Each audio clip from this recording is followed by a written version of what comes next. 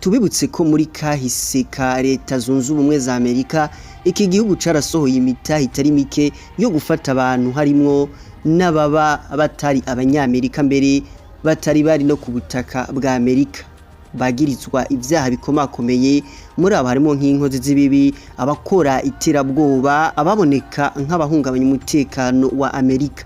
Reka tubagaruke ko mu buryo buramvuye.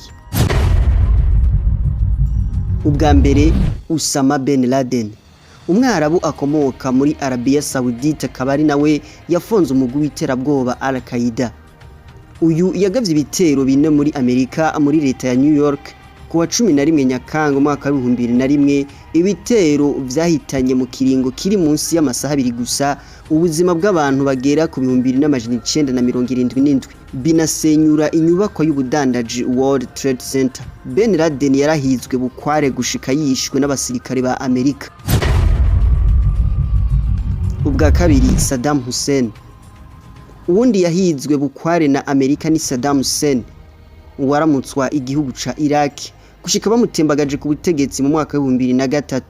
Yagirizwa kuba yoba yaratunze ibisasu ruhonyanganda arme de destruction massive, nubwo gushika isaha y'uno munsi atavyemezo biraboneka ko vy'ukuri yaratunze ivyo bisasu ruhonyanganda.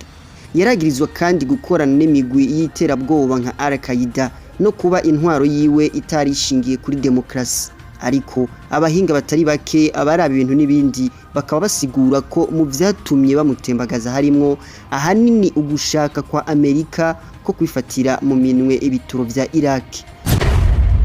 Ubwa gatatu Fidel Castro, Amerika yarahize bukware Fidel Castro yaramutswa igihugu ca Cuba kuva mu 1959 inyuma yaho atembagarije ubutegetsi bwa Batista agashiraho intwaro ya gikomunista, intwaro ifise inkomoko mu Burusiya.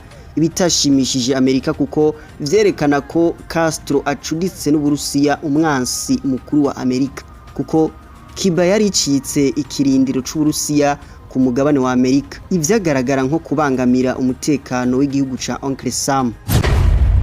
Ubwa kane Dmitry Khrushchev, Amerika yarahize bukware Dmitry Khrushchev Umurusiya yagirizwa gukora ivyaha vy'iterabwoba biciye kungurukana bumenyi, ico bita cybercriminality. Yararongoye umugwi witwa Groupe Lockbit. None Nicolas Maduro asa n'uwabijije icu ya Donald Trump ni muntu ki?